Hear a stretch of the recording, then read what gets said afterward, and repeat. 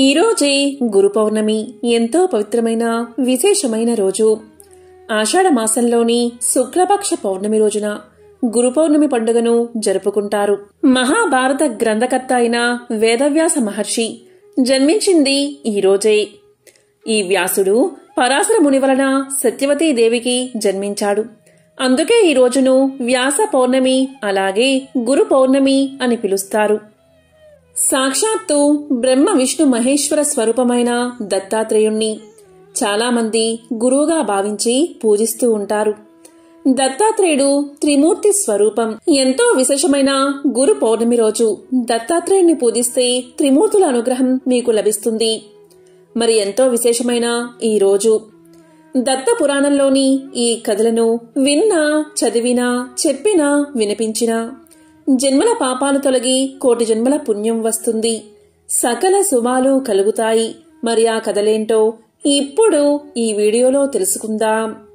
ఒకసారి సుఖ, సౌనకాది మునులందరూ కలిసి నైమిసారణ్యంలో దీర్ఘ సత్రయాగం చేస్తున్నారు. నిరాటంకంగా హోమాలు జరుగుతున్నాయి. ఒకరోజు విరామ సమయంలో ప్రశాంత వాతావరణంలో మునులందరూ ధ్యానంలో నిమగ్నమై ఉన్నారు.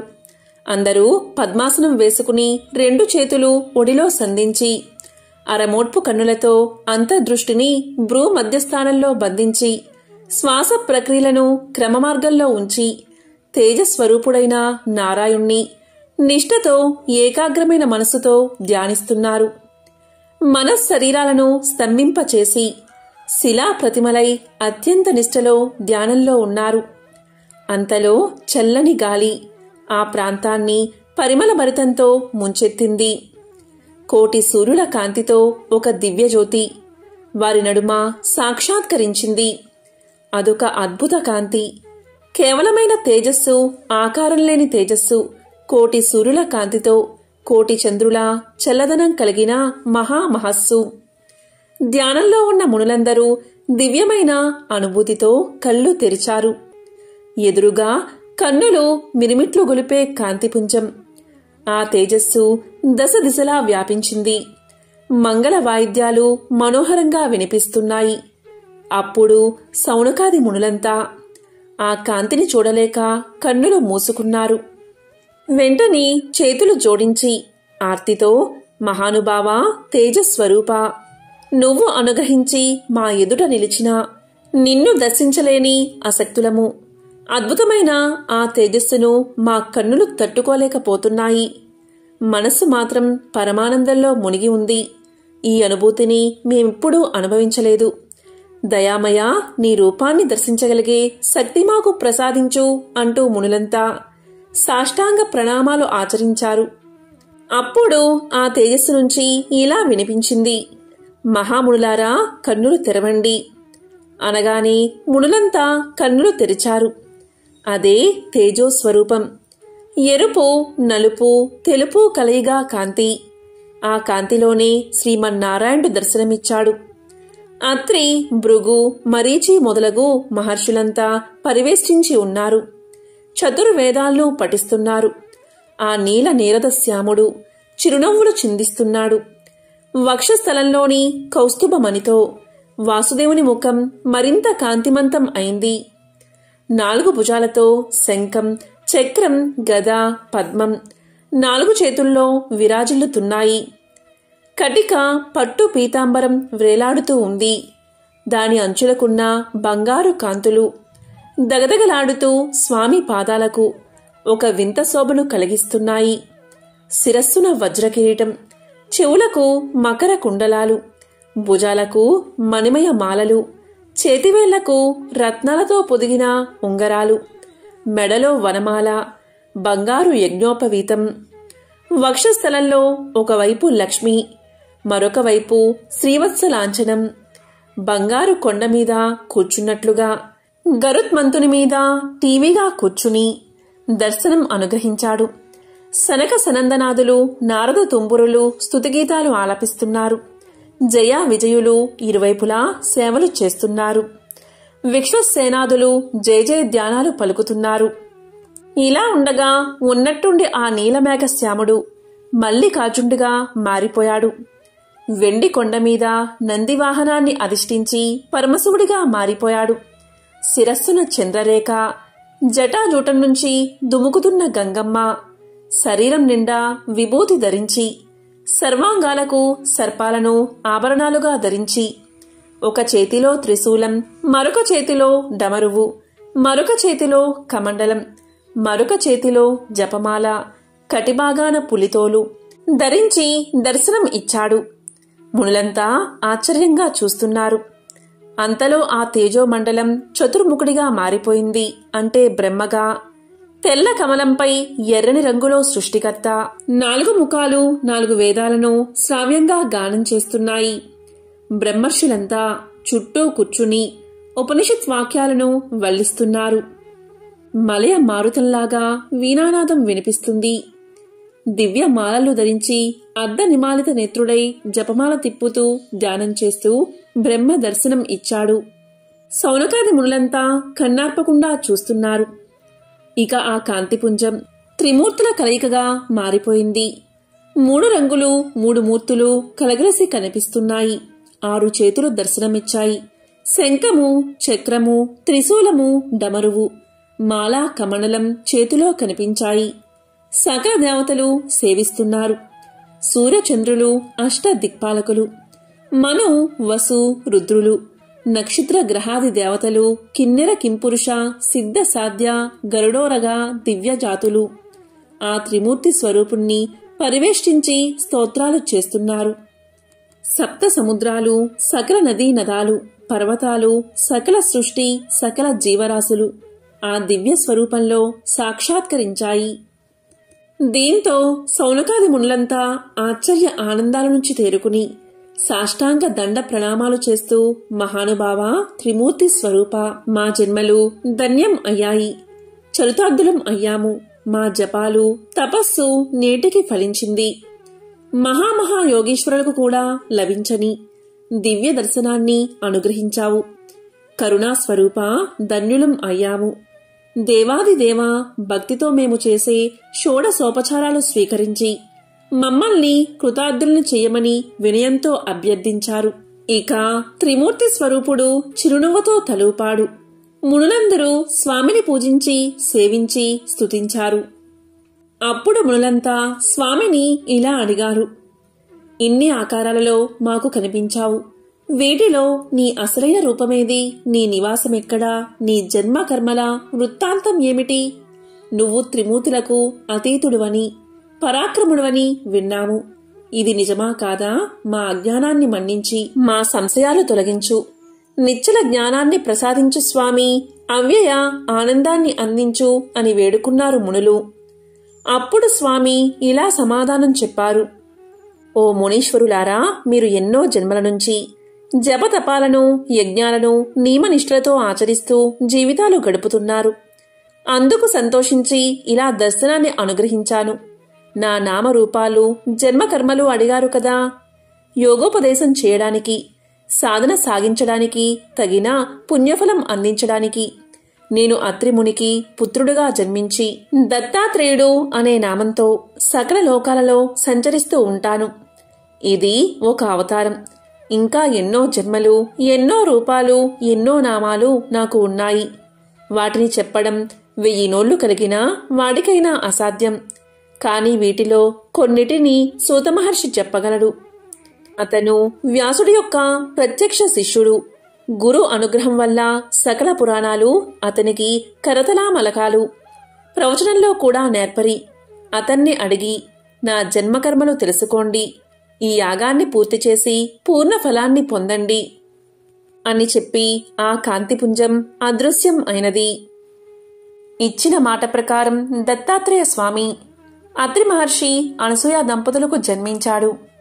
ఒకసారి సూతుడు సౌనకాది మునులకు ఇలా తెలియచేశాడు: సౌనకాది మునులారా, బ్రహ్మదేవుడు కలికి చెప్పిన గురు శిష్యుల సంభాషణ మీకు వివరిస్తాను. శ్రద్ధగా వినండి. గురువు అంటే త్రిమూర్తి స్వరూపుడు అని, గురుభక్తి, గురుసేవయే భుక్తిముక్తి దాయకమని పురాణాలు చెప్తున్నాయి. అటువంటి గురు దత్తాత్రేయుడి చరిత్రను వినాలని మీకు కోరిక కలగడం మీ పూర్వ పుణ్య విశేషం. చెబుతాను వినండి అని సూతుడు ఇలా చెప్పడం ప్రారంభించాడు. కొన్నాళ్ల కిందట గురుకులాలు ఉండేవి. అలా ఒకానొక గురుకుల ఆశ్రమంలో ఒక గురువుగారు ఉండేవారు. ఆయన పేరు వేదధర్ముడు. ఆయన సర్వశాస్త్ర కోవిదుడు, జ్యోతిష్య శాస్త్రంలో దిట్ట. ఈయన ఎందరో పిల్లలను చెరదీసి ఆయన వద్దే ఉంచుకుని భోజనం పెట్టి ఆశ్రయం కల్పించి ఆయనకొచ్చిన విద్యలన్నిటినీ నిస్వార్థంగా బోధిస్తూ ఉండేవాడు. అలా ఈయన వద్ద కౌత్సుడు అనే ఒక శిష్యుడు ఎంతో గురుభక్తితో ఉంటూ విద్యను అభ్యసిస్తూ తను కూడా జ్యోతిష్య శాస్త్రంలో పట్టు సాధించాడు. చదువు ముగిసిపోయాక శిష్యులంతా స్నాతక సభ ముగించుకుని గురువుని ఆశ్రమాన్ని వదిలి వెళ్లిపోయేవారు. అలా కౌత్సుని విద్య కూడా చివరికి వచ్చేసిన సందర్భంలో ఒకసారి గురువుగారు ఏదో పనిమీద ఊరు వెళుతూ ఆశ్రమ బాధ్యతలంటినీ కౌత్సునికి అప్పగించి వెళ్లారు.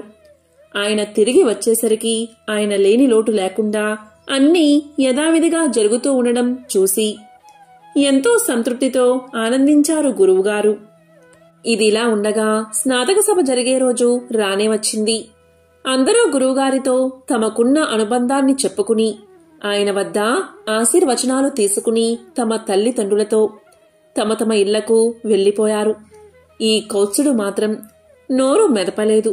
తల్లిదండ్రులు ఎంత బ్రతిమాలినా వాళ్లతో వెళ్లడానికి విముఖత చూపించాడు. చేసేది లేక అతని తల్లిదండ్రులు వెళ్లిపోయారు.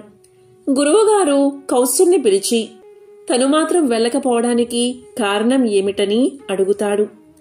అప్పుడు కౌత్సుడు బోరున విలపిస్తూ, గురువుగారు, మీరు పొరుగురు వెళ్లినప్పుడు మీరు నేర్పిన జ్యోతిష్య విద్యతో మీ జాతకం చూశాను. ఈ కార్తీక మాసం 15 రోజుల్లో తమకి దారుణమైన కుష్ఠరోగం రాబోతుందని మీ గ్రహస్థితి చెబుతోంది.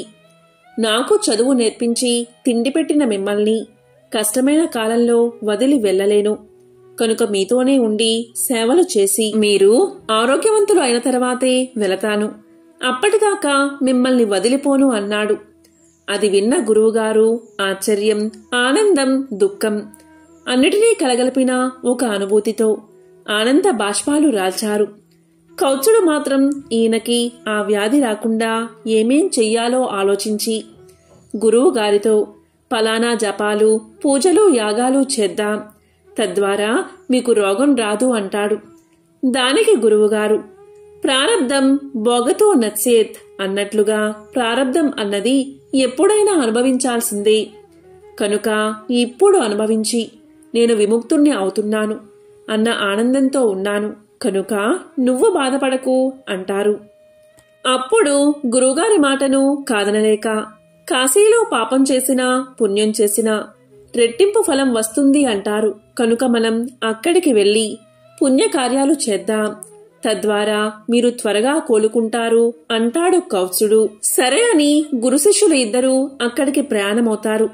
కాశీ వెళ్లిన తరువాత అక్కడ విద్యాదానం చేయడం, శివ పంచాక్షరి మంత్రాన్ని జపం చేయడం, చేతనైనంతలో ఇతరులకి సహాయ సహకారాలు చేయడం, ఇలా ఎన్నెన్నో మొదలుపెట్టాడు కౌత్సుడు. మిట్ట మధ్యాహ్నం కాళ్లకి చెప్పులు లేకుండా జోలె పట్టుకుని తిరిగి తిరిగి అన్నాన్ని తెచ్చి గురువుగారికి పెట్టి తాను తినేవాడు. ఒక్కోసారి గురువుగారు ఆయన తినక, తిననీయక అన్నాన్ని విసిరేసేవారు. చీటికి మాటికి కౌత్సుణ్ణి కొట్టడం, తిట్టడం చేయడం, చెదిరించుకోవడం వంటివి చేసేవారు. అయినా కూడా ఎక్కడా విసుక్కోకుండా గురువుగారికి వ్యాధి ముదిరి మరింత బాధపెడుతుంది కాబోలు, పల్లెత్తు మాటానని ఈయన ఇలా ప్రవర్తించడానికి కారణం అదే అనుకుంటా అని మరింత సేవలు చేసేవాడు కౌత్సుడు. కౌత్సుడి గురుభక్తిని గమనిస్తున్న బ్రహ్మ, విష్ణు, మహేశ్వరులు ఒక పందెం వేసుకున్నారు. మన ముగ్గురిలో ఎవరు కౌత్సుణ్ణి గురువుగారి వద్ద నుంచి పంపుతారో వారే మనలో గొప్పవారు అని అనుకున్నట్లుగా ముందుగా బ్రహ్మ మారు వేషంలో వచ్చి ఇలా పలికాడు. నువ్వు కాశీ వచ్చినప్పటినుంచి చూస్తున్నాను. ఎందుకాయన దగ్గర అన్ని మాటలు పడుతూ ఉంటావు? పెద్దవాణ్ణి చెప్తున్నాను, నా మాట విని వేరే గురువును చూసుకుని వెళ్ళిపో అన్నాడు. దానికి కౌత్సుడు ఇలా పలికాడు. గురువుని, అదే ఇటువంటి పరిస్థితుల్లో బాధపడుతున్న ఆయన్ని వదిలేయమని చెప్తున్నా మీరు పెద్దవారు ఎలా అవుతారు? మీరు మా గురువుగారి పరిస్థితుల్లోనే ఉంటే శిష్యుడు వదిలి వెళ్ళిపోవాలి అని అనుకుంటారా అనేసరికి బ్రహ్మనోట మాట రాక వెళ్ళిపోతాడు. తరువాత విష్ణువు మారువేషంలో వస్తాడు. కౌత్సుడితో ఇలా పలుకుతాడు. రోగంతో ఉన్న గురువుగారికి సేవ చేస్తున్నందుకు నిన్ను మనస్ఫూర్తిగా అభినందిస్తున్నాను. కాని చేసిన మేలు మరిచే కృతజ్ఞుడికి సేవ చేస్తే పాపం కూడా వస్తుంది. కనుక ఆయన్ని వదిలి వెళ్ళిపో అంటాడు. దానికి కౌత్సుడు ఇలా సమాధానం చెప్తాడు. కృతజ్ఞత అన్నది ఏదైనా ఉంటే ఇటువంటి సమయంలో వదిలి వెళ్ళిపోతే నాదవుతుంది కాని నన్ను చేరదీసి భోజనం పెట్టి నా నుండి ఏమీ ఆశించకుండా తన విద్యనంతా దారపోసిన ఆయంది కాదు అనేసరికి విష్ణువు వెనుతిరుగుతాడు. ఇక ఈశ్వరుడు మారు వేషంలో వెళ్లి ఇలా పలుకుతాడు. కౌత్స, మానవ సేవే మాధవ సేవ అన్నమాట వాస్తవమే. కాని ఇలా చీత్కారాలు పొందుతూ ఎందుకు? తను తినడం మానేయడమే కాక నువ్వు తినే వీలు కూడా లేకుండా అన్నం నేలపాలు చేయడం తప్పు కాదా? నువ్వు దూరమైతేనే నీ విలువ తెలిసొస్తుంది. కనుక కొన్నాళ్ళు దూరంగా ఉంటూ అంటాడు. దానికి కౌత్సుడు సాష్టాంగపడి ఇలా సమాధానం చెప్తాడు. తిండికి లేక బాధపడే నాకు తిండి పెట్టడమే ఎక్కువ. పైగా జీవితమంతా తిండిని పొందగల వీరునిచ్చే విలువైన విద్యని నాకు దారపోశారు. కొన్ని సంవత్సరాల పాటు ఉచితంగా భోజనం పెట్టి వృద్ధి చేసిన ఆయనకి కొన్ని రోజులు నన్ను ఉపవాసం ఉండేలా చేసే హక్కు ఉంది. కనుక మహానుభావా, వీలైతే నాకొక సాయం చెయ్యండి. మీ ముందు ఇంకో 2 వచ్చారు. మీరిక్కడే కాపలా ఉండి ఇలాంటి అనవసరమైన నీతులు మరెవరూ చెప్పకుండా చెయ్యండి చాలు అన్నాడు కౌత్సుడు. అంతే ఆ ముగ్గురు ఇతని గురుభక్తికి మెచ్చి, కౌత్స, మేము త్రిమూర్తులం. నీ గురుభక్తికి మెచ్చాం. మేము పెట్టిన పరీక్షల్లో నువ్వు నెగ్గి నీ అపారమైన గురుభక్తిని చాటుకున్నావు. నీకు మోక్షాన్ని ప్రసాదిస్తాము అని పలికారు. దానికి ఆనందించిన కౌత్సుడు ఇలా చెప్పాడు. ఓ త్రిమూర్తులారా, దత్తాత్రేయ స్వరూపమా, మీ దర్శన భాగ్యం నా అదృష్టం. మీ గురించి నాకు చెప్పింది మా గురువుగారే. ఇప్పుడు మీ దర్శన భాగ్యం కలిగించింది కూడా ఆ గురువుగారే. కనుక నాకు నా గురువే బ్రహ్మ, నా గురువే విష్ణువు, నా గురువే మహేశ్వరుడు. మీ ముగ్గురిని సృష్టించిన ఆ పరబ్రహ్మ ఎవరైతే ఉన్నారో ఆయన కూడా నాకు నా గురువే. అందువల్ల నాకు మోక్షానికి అర్హత వచ్చింది అంటే నాకు ఇన్ని నేర్పించి ఇంతలా తీర్చిదిద్దినా మా గురువుగారికి కూడా ఆ అర్హత ఉన్నట్లే. కనుక ఆయనకే ఇవ్వండి అన్నాడు కౌత్సుడు. ఇటువంటి గురుభక్తి ఉన్నందుకు శిష్యుణ్ణి, అటువంటి గొప్ప శిష్యుణ్ణి తయారు చేసినందుకు గురువుని, ఇద్దరినీ మెచ్చిన త్రిమూర్తులు ఇద్దరికీ మోక్షాన్ని ప్రసాదించారు అంటూ ఈ కథను సూతుడు శౌనకాది ముళ్లకు తెలియచేశాడు. దత్త పురాణంలోని మరొక విశేషమైన కథను ఇప్పుడు తెలుసుకుందాం. ప్రతిష్టానపురంలో ఒక బ్రాహ్మణుడు ఉన్నాడు. అతను జ్ఞాన విజ్ఞాన పారంగతుడు. ఆయనకు లేకలేక ఒక మగబిడ్డ జన్మించాడు. ఆ బిడ్డడు పుట్టినప్పటి నుంచి ఏ చైతన్యమూ లేకుండా ఒక జడ పదార్థంలాగా ఉంటున్నాడు. శారీరక ఎదుగుదల ఉంది కాని మానసిక చైతన్యం కనిపించడం లేదు. వీధిలోకి రాడు, ఎవరితోనూ కలవడు, ఆటపాటలు లేవు. పెడితే తింటాడు, పెట్టకపోతే పస్తుంటాడు. ఇది తినొచ్చు, ఇది తినకూడదు, ఇంత తినొచ్చు, ఇంత తినకూడదు అనే విచక్షణ జ్ఞానం లేదు. మలమూత్రాలకు తేడా లేదు. నిలబడి ఉంటే నిలబడ్డ చోటే, కూర్చుంటే కూర్చున్న చోటే, పడుకుంటే పడుకున్న చోటే అన్నీను. ఏదో పిశాచం పట్టినవాడిలా ఎప్పుడూ ఏకాంతాన్ని కోరుకుంటూ, ఎవరితో కలవాలన్నా పలకాలన్నా భయపడుతూ, చదువు సంధ్యలు లేకుండా ఇంటిలోనే పడి ఉన్న కొడుకును చూసి ఆ దంపతులు ఎంతో కుమిలిపోతూ ఉండేవారు. దాన ధర్మాలు, తీర్థయాత్రలు, నోములు, జపాలు, వ్రతాలు, గ్రహశాంతులు అన్నీ అయ్యాయి. అన్ని రకాల వైద్యాలు అయ్యాయి. సొమ్ము కరిగిపోయింది. కాని కుర్రవాడిలో మాత్రం మార్పులేదు. విష్ణుదత్తుడి మహిమ గురించి విని ఆ దంపతులు బిడ్డను తీసుకువెళ్లారు. చూపించి పరిస్థితి వివరించారు. మహానుభావా, మాకు ఒక్కగానొక్క కొడుకు. దయచేసి వెన్ని మామూలు మనిషిని చెయ్యండి అని పాదాల మీద పడి ప్రార్థించారు. విష్ణుదత్తుడు ఆ బిడ్డవైపు నిశితంగా చూశాడు. విషయం అర్థమైంది. అతన్ని తన దగ్గర ఉంచుకుని తల్లిదండ్రుల్ని భోజనం చెయ్యమని చెప్పి లోపలకు పంపించాడు. వాళ్ళు అలా వెళ్ళగానే ఆ బిడ్డతో విష్ణుదత్తుడు ఇలా అన్నాడు. బ్రహ్మాన్, తమరెవరు? ఎందుకు ఇక్కడికి వచ్చారు? పనేమిటి? ఏమి చేస్తున్నారు? హాయిగా మీ ఇంటికి మీరు వెళ్ళండి, సుఖాలు అనుభవించండి, సుఖంగా భుజించండి. ఇప్పుడు నన్ను ఏమి చెయ్యమంటారో చెప్పండి, ఈ జడ్డితనాన్ని వదిలేయండి అని విష్ణుదత్త యోగి అనేసరికి ఆ శిశుయోగి పెదవి విప్పి ఇలా పలికాడు.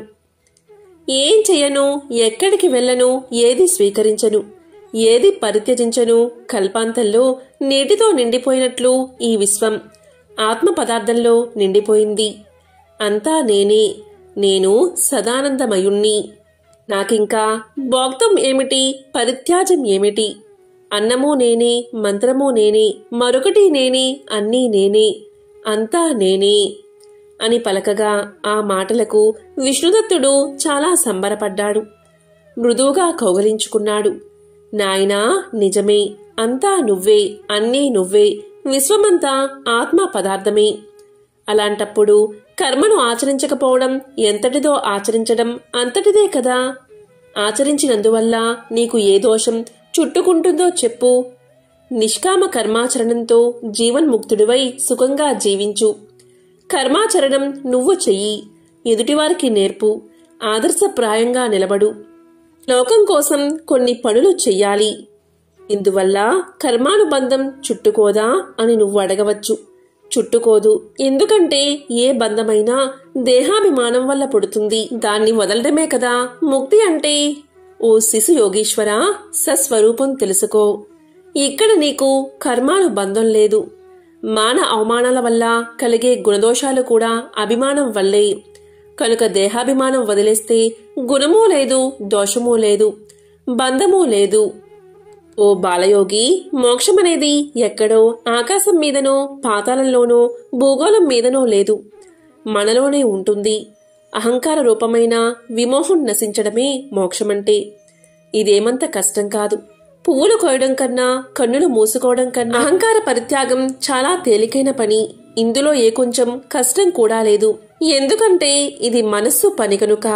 ఈ మనసుకు ఉన్న చాంచల్యం అన్నిటికీ మూలం. కాబట్టి నీవు ఈ జడత్వాన్ని విడిచిపెట్టి నిరహంకారంగా, నిర్మమంగా కర్మాచరం చెయ్యి. నువ్వు నాకు ఇష్టమైన వాడివి. తల్లిదండ్రుల్ని సంతోషపరచాలి అనే సంగతి ఆలోచించు. కొంతకాలం వాళ్ళకి ఇష్టంగా జీవించు. వాళ్ళు వెళ్ళిపోయాక నీ ఇష్టం. అప్పుడు యథేచ్ఛగా సంచరించవచ్చు. అప్పుడు నిన్నెవరూ నిర్బంధించరు అని విష్ణుదత్తుడు పలకగా శిశుయోగి అందుకు అంగీకరించాడు. ఇక భోజనం ముగించి వచ్చిన తల్లిదండ్రులు తమ బిడ్డలో వచ్చిన మార్పును చూసి ఎంతో ఆనందపడ్డారు. సుశీల విష్ణుదత్తులకు కృతజ్ఞతగా సాగిలపడి మొక్కారు. ఏం మంత్రం వేశావో, ఏం వైద్యం చేశావో, కృపానిధి, క్షణంలో మావాడికి కొత్త జీవితం ప్రసాదించావు. నీ మేలు జన్మజన్మలకి మరిచిపోమంటూ బిడ్డను తీసుకుని ఆ దంపతులు సంతోషంగా ఇంటికి వెళ్లిపోయారు. ఆ శిశుయోగి తల్లిదండ్రులు ఉన్నంతకాలం వారికి ప్రీతికరంగా మెలిగి, ఆ పైన బంధ విముక్తుడై ఊరు ఇల్లు వాకిలి అన్నిటినీ విడిచి ఆత్మరతుడై ఈ భూగోళం మీదకి ఎక్కడికో వెళ్లిపోయాడు. దత్తపురాణంలోని మరొక విశేషమైన కథను ఇప్పుడు విందాం. పూర్వం నైషధ మహానగరంలో హేమకుండలుడు అనే వైశ్యుడు ఉండేవాడు. కుబేరుడితో సాటివచ్చే సంపన్నుడు. విప్ర అగ్ని దేవతా పూజలు తప్పక చేసే అలవాటు ఉన్నవాడు. కృషి, వాణిజ్యము అతని ప్రధాన వృత్తులు. గోవుల్ని, గుర్రాల్ని, గేదెల్ని కొనడం, బాగా పెంచడం, ఎక్కువ సొమ్ముకి అమ్మడంతో బాగా ఆర్జించాడు. పాలు, పెరుగు, మజ్జిగ, గడ్డి, గాదం, కట్టెలు, కందమూల ఫలాలు, ఉప్పు, జాజికాయలు, పిప్పళ్ళు, రకరకాల ధాన్యాలు, కూరగాయలు, వంట నూనెలు, వస్త్రాలు, ధాతువులు, బెల్లము, కలకండ. ఒకటేమిటి, అన్నిటినీ క్రయావిక్రయాలు చేసేవాడు. లాభాలు బాగా గడించేవాడు. సంపన్లోకెల్లా సంపన్నుడు అయ్యాడు. అమ్మడం, కొనడం, లాభాలు గడించడం, ఈ వ్యాపకంలోనే అతడికి తెలియకుండానే వయస్సు గడిచిపోయింది. దీంతో సంపాదించిన ధనంలో 6వ వంతు తీసి చకచక ధర్మ కార్యాలు చేశాడు. శివ విష్ణు దేవాలయాలు కట్టించాడు. సముద్రమంతటి చెరువు తవ్వించాడు. ఉదయం నుంచి సాయంకాలం వరకు నిత్యము నిరతాన్న దాన పథకం అమలు చేశాడు. చివరికి యావజ్జీవ ప్రాయచిత్తం కూడా యథావిధిగా జరిపించుకున్నాడు. యోగ్యులు సమర్థులు అయిన తన కుమారులు శ్రీ కుండల వికుండలకు ఇద్దరికి ఇల్లు వాకిలి మిగతా సంపద అంతా అప్పగించి అతను తన భార్యతో కలిసి వానప్రస్థానికి వెళ్లిపోయాడు. అక్కడ గోవిందనామస్మరణ చేస్తూ తపో నియమాలతో దేహాన్ని కృశింపచేసి ఒక శుభగడియలో విష్ణు సాయుధ్యాన్ని చేరుకున్నాడు. కొడుకుల హయాం వచ్చింది. దానధర్మాలు బందైపోయాయి. సహాయ సహకారాలు అంతరించిపోయాయి. అహంకారము అతిశయము ఇబ్బడి ముబ్బడిగా వచ్చిపడ్డాయి. అన్నదమ్ములిద్దరూ దుర్వ్యసనాల్లో పూర్తిగా చిక్కుకుపోయారు.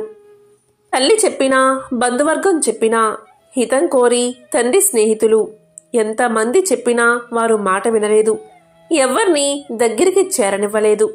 గానా బజానాలతో మేజువాణీలతో విటవిటి గోష్ఠులతో తందానగాలతో రేయింబవళ్ళు ఒక్కలాగా గడుపుతున్నారు. 100 ఇవ్వవలసిన చోట 1000 విసిరేవారు. ఎప్పుడూ కూడా సభ్య సమాజం కోసం ఖర్చు పెట్టేవారు కాదు. బ్రాహ్మణ ముఖతః ఎప్పుడూ ఖర్చు పెట్టలేదు.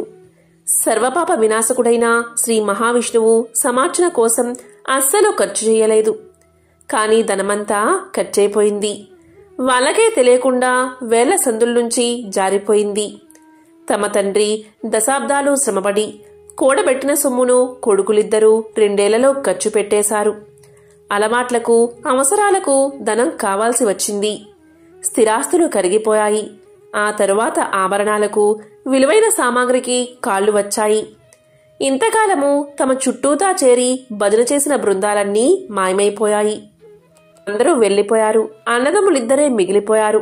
ఆ ఇంటిలో ఆకలికి ఇవేమీ తెలియవు కదా. దీంతో వారు ఇరుగు పొరుగు ఇళ్లల్లో చిన్న చిన్న దొంగతనాలు చేయడం మొదలుపెట్టారు. ఇది నలుగురికి తెలిసి చీచీ అన్నారు. లోకానికి భయపడి రాజదండనికి భయపడి అన్నదమ్ములిద్దరూ ఊరు వదిలి అడవికి పారిపోయారు. అక్కడ జంతువుల్ని వేటాడి పక్షుల్ని సంహరించి పళ్ళు ఫలాలు తిని కొన్ని సంవత్సరాలు హాయిగా గడిపారు. దీంతో ఆ వైశ్య కుమారులిద్దరూ బెల్ల వీరుల్లా తయారయ్యారు.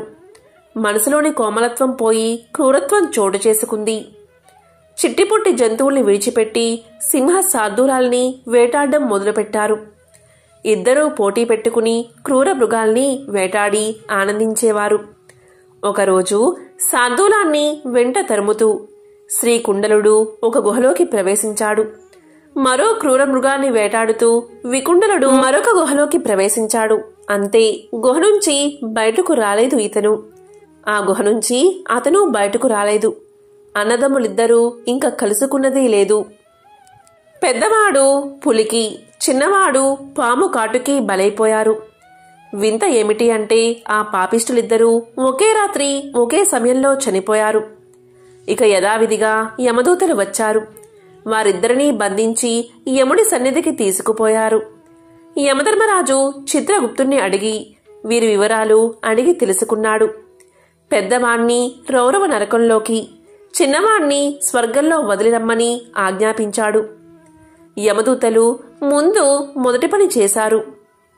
రెండో వాణ్ణి స్వర్గానికి తీసుకుని వెళ్తున్నారు. అప్పుడు చిన్నవాడైన వికుండలుడు ఇలా పలికాడు: ఓ యమదూతలారా, నేను ఏ సత్కర్మలు చేశాను నాకేమీ తోచట్లేదు. అన్నగారితో సమానంగా అన్ని పాపాలు చేశాను. అన్నగారితో సమానంగా దుర్మరణం పాలయ్యాను. అన్నతో సమానంగా యమదర్శనం చేశాను. అందువల్ల అన్నగారితో సమానంగా రౌరవ నరకం తక్కాలి కదా. మరి నాకు ఈ స్వర్గప్రాప్తి ఏమిటి? ఇక్కడ ఏ పొరపాటు జరిగిందో ఎంతకీ అర్థం కావడం లేదు అని చిన్నవాడు పలకగా యమదూత ఇలా సమాధానం చెప్పాడు: ఓ వికుండలా, నువ్వు చేసిన సుకృతం నీకు తెలియదు, నాకు తెలుసు, చెబుతాను విను. ఒకనాడు నీవు క్రూర జంతువులు వేటాడుతూ అడవిలోకి వెళ్ళావు. మళ్లీ నీ అన్నగారిని కలుసుకోలేదు. నీకు గుర్తుందా? ఆ అడవిలో తిరుగుతూ యమునాదికి దక్షిణం ఒడ్డున సుమిత్రుడి ఆశ్రమంలోకి వెళ్ళావు. అతను హరిమిత్రుడి కొడుకు, వేదాంగ పారంగతుడు, బ్రహ్మజ్ఞాని, జితేంద్రియుడు. ఆ పుణ్యప్రదమైన ఆశ్రమంలో ఆ మహానుభావుడితో నీవు సఖ్యం చేశావు. సత్సాంగత్య ప్రభావంతో నువ్వు మాఘమాసంలో స్నానాలు ఆచరించావు. యమునా నదిలో కాలింది పుణ్యజలాలలో పాపప్రాసిని అనే సార్థకనామధేయం గల రేవులో నువ్వు చేసిన మొదటి స్నానానికి సర్వపాప విముక్తుడివి అయ్యావు. ఇక రెండో స్నానానికి ఫలితంగా ఇదిగో స్వర్గాన్ని పొందావు అని యమదూత వికుండలుడికి తెలియచేశాడు. కాబట్టి సజ్జన సాంగత్యం అంతటి ఫలితాన్ని ఇస్తుంది. ఎంతో పవిత్రమైన ఈ కథను విన్నవారికి సకల శుభాలు కలుగుగాక. దత్తాత్రేయుడి సంపూర్ణ అనుగ్రహం కలుగుతుంది. ఇక దత్త పురాణంలోని సతీ సుమతి కథ ఇప్పుడు తెలుసుకుందాం. పూర్వం ప్రతిష్టానపురంలో కౌశికుడు అనే బ్రాహ్మణుడు ఉండేవాడు. అతని అదృష్టం కొద్దీ సుమతి భార్యగా లభించింది. కౌశికుడు ఎంత కోపిష్టివాడో అతని భార్య అయిన సుమతి అంత శాంత స్వభావం కలది. కౌశికుడు నిత్యం బయట తిరుగుతూ ఇతర స్త్రీల పట్ల అధికంగా వ్యామోహాన్ని కలిగి ఉండేవాడు. దానికి విరుద్ధంగా సుమతి మహాపతివ్రత. కౌశికుడు ఎక్కువగా చెడు తిరుగులు తిరగడంతో కుష్ఠరోగం తెచ్చుకున్నాడు. అయినప్పటికీ సుమతి మాత్రం అతన్ని వదలకుండా దైవంలాగే సేవ చేసుకుంటూ తన జీవితాన్ని గడుపుతూ ఉంటుంది. ఇలా ఉండగా కౌశికుడు ఒకనాడు వేశ్యకాంతను చూస్తాడు. తనను ఆమె దగ్గరకు తీసుకువెళ్లాల్సిందిగా నిత్యం తన భార్యను వేధిస్తూ ఉండేవాడు. దాంతో సుమతి ఒకరోజు వేశ్య దగ్గరకు వెళ్లి వేశ్యను ఒప్పిస్తుంది. అప్పుడు సుమతి తన భర్తను భుజాలపై ఎక్కించుకుని వేశ్య ఇంటికి తీసుకుపోతూ ఉండగా దారిలో ఒకచోట కౌశికుని కాలు చీకటిలో ఒకరికి తగులుతుంది. అయితే కాలు తగిలిన వ్యక్తి మాండవ్యముని. మాండవ్యమునికి కౌశికుడి కాలు తగలడంతో మాండవ్యముని కోపంతో ఇలా శపిస్తాడు. నన్ను బాధించిన నీ శరీరం సూర్యోదయం అయ్యేలోపు 1000 ముక్కలు కావాలి అని శపిస్తాడు. అక్కడే ఉన్న సుమతి మాండవ్యముని శాపం విని ఇలా అంటుంది. నా భర్త చనిపోకుండా ఉండాలి అంటే అసలు సూర్యోదయమే కాకుండా ఆగిపోవాలి అని కోరుకుంటుంది. ఆమె కోరిక నెరవేరి సూర్యోదయం కాకుండా అలాగే ఉండిపోతుంది. లోకమంతటా ఒక్కసారిగా తలకిందులు అయిపోతుంది. అప్పుడు బ్రహ్మాది దేవతలు, తల్లి, సూర్యోదయం కాకపోవడం వల్ల లోకాలన్నీ తల్లడిల్లిపోతున్నాయి. నీ భర్త చనిపోకుండా మేము అతన్ని రక్షించి ఆరోగ్యవంతుణ్ణి సుగుణవంతుణ్ణి చేస్తామని చెబుతారు. దాంతో సుమతి తన శాపాన్ని ఉపసంహరించుకుని సూర్యోదయం కావాల్సిందిగా అనుమతించింది. అలా సూర్యోదయం కాగానే కౌశికుడు మరణిస్తాడు. వెంటనే అనసూయ అక్కడికి చేరుకుని అతన్ని పునర్జీవితుణ్ణి చేస్తుంది. దాంతో అతడు నవ మన్మధుడిగా మారి భార్యతో కలిసి బ్రహ్మాది దేవతలను స్తుతించడం మొదలు పెడతాడు. పాతివ్రత్యం అంతటి శక్తివంతమైనది. ఎంతో పవిత్రమైన విశేషమైన గురు పౌర్ణమి రోజు ఈ కథలను విన్నా, చదివినా, చెప్పినా, వినిపించినా జన్మల పాపాలు తొలగి 1,000,000 జన్మల పుణ్యం వస్తుంది. సకల శుభాలు కలుగుతాయి. త్రిమూర్తుల అనుగ్రహం కలుగుతుంది. నమస్తే భగవాన్ దేవ దత్తాత్రేయ జగత్ప్రభు. సర్వబాధా ప్రశమనం కురు శాంతిం ప్రయచ్చమే. అత్రిపుత్రో మహాతేజ దత్తాత్రేయ మహామునిః తస్య స్మరణ మాత్రేణ సర్వపాపై ప్రముచ్యతే. ఓం దత్తాత్రేయ స్వామినే నమః. ఓం నమః శివాయ. ఓం నమో నారాయణాయ.